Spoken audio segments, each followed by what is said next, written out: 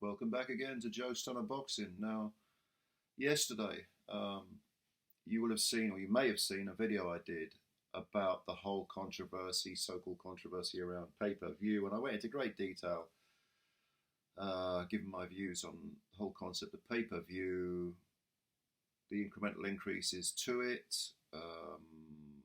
contrasting with the rise in inflation and the lack of disposable income that most people have, and so on and so forth. I went into everything yesterday on a quite a long video. It was about 12 minutes, I think it was 14 minutes. So if you're interested in that, go and have a look. But I wanted to compare that, we were talking about money and how, the colossal payments made by the Saudis and purses that Joshua will get, Fury has gotten, Usyk will probably get a big lump sum now that he's champion. We're talking about the absolute upper echelons of the fight game.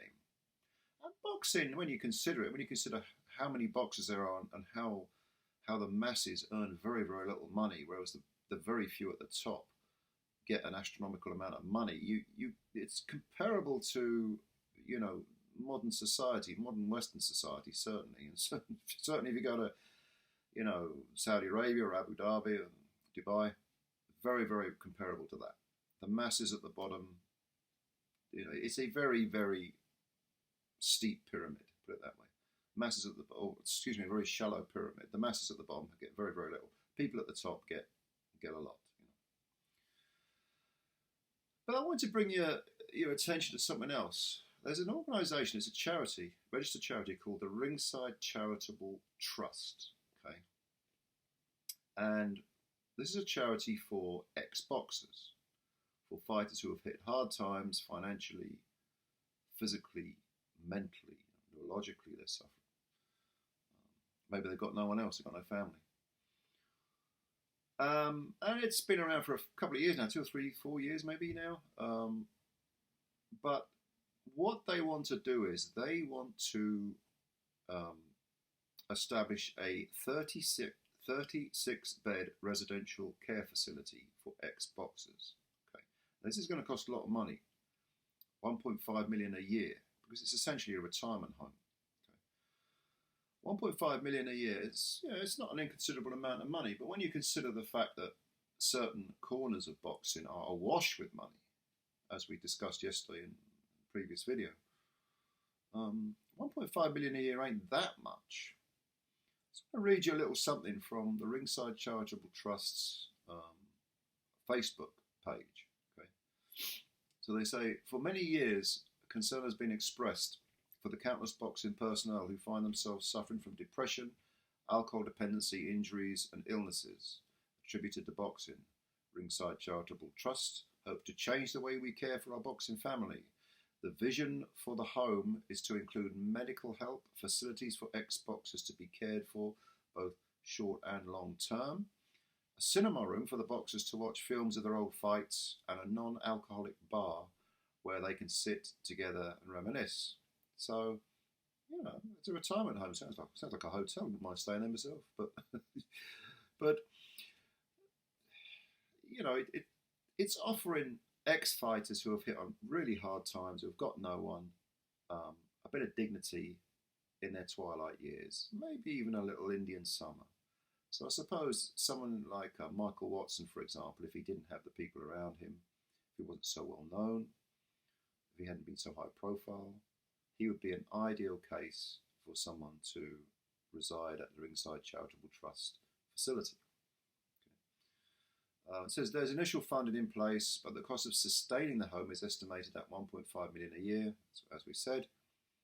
Many boxers have entertained us for over the decades, and many now need our help in hard times.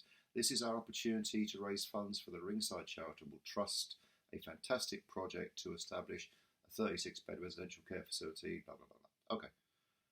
Now, even if you're someone who buys into this idea that this type of effort is somehow, I don't know what they call it, there's this strange mentality these days where anyone that tries to any good for anyone else is a virtue signaler, or this is just, I don't know, there's some sort of ulterior motive to it, or you don't believe in charity, even if you're that type of asshole, okay,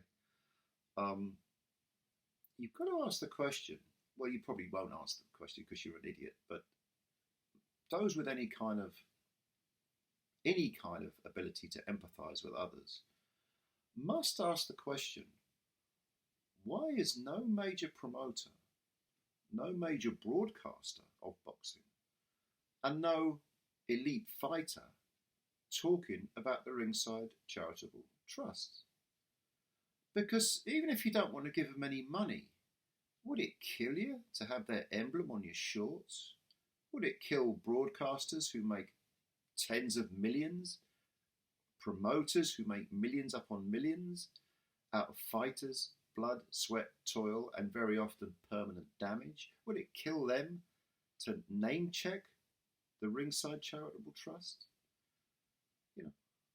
What is going on in society when something that is so inherent and so vital to the welfare of the people that actually are the most important part of our sport, when this is slipping through the net, when it's not even getting mentioned, when no one's lifting a finger to even publicise it, never mind help it. Now, you could go beyond that and say, never mind name checking it, never mind the lip service, how about they put their fucking hands in their pockets? And I would agree with that. You had Frank Warrens, Eddie Hearns, Sky, DAZN, Channel 5 even, you go down the totem pole a little bit. They put boxing on. What about the wealthy retired boxers? And certainly I'm thinking of Lennox Lewis's, people like that, but he's not short of a few bob. What about Anthony Joshua and Tyson Fury, those two men of the people? Those two terribly, down-to-earth guys who, you'd like to have a drink with them. They'd be only too happy to come down your local pub and regale you with, their old war stories and, they're such nice, but so approachable, Okay. How about putting your hand in your pocket and dishing out a few quid to this extremely worthy cause? 1.5 million a year it would cost to run this thing. That's 36 fighters who would be given a bit of dignity, in their twilight years, who would be given, a bit of care, dare I even say it, a bit of love, a chance to really feel that they had some worth other than to just be the next carcass on the conveyor belt. I'm disappointed in our sport when something like this that's so vital slips through the cracks. So, on the one hand, we have, the biggest boxing match, biggest heavyweight match out there at the moment, which is Usyk and Joshua being in the hands of the Saudis with their inhumane human rights record, or their record of inhumanity, let's put it that way, and Sky Sports kowtowing to them, and Joshua and Usyk. Joshua, of course, very prominent regarding vocalising the Black Lives Matter movement. Usyk, very vocal in speaking out against the Russian invasion of Ukraine. Both perfectly, notable causes. Black Lives Matter and, what's going on in Ukraine. Yeah, very, very worthy causes. But they're getting paid via the Saudis, essentially. I know that's pay-per-view and so on. It's all about that. But the Saudis are the ones that own the fight. Okay.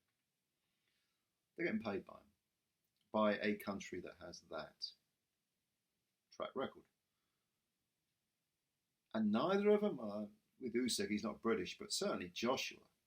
Come on, man. Ringside Charitable Trust is a fantastic idea. You can't even mention it. You can't put their badge on your shorts. You can't bung them a few quid. Don't have to be 1.5 million a year, but you can't even get the ball rolling. Fury, you're another one. You've made tens of millions as well. Come on, man. Come on. When a fighter gets injured, myself included, we all sort of get a bit somber and we furrow our brows and we deservedly pause for thought, for reflection, as we should, as any intelligent person would. But those who have the power, power goes hand in hand with money, of course, they should really be acting as well as paying real lip service, what is just real lip service, to the fallen warriors. I can't really think of how else to phrase it.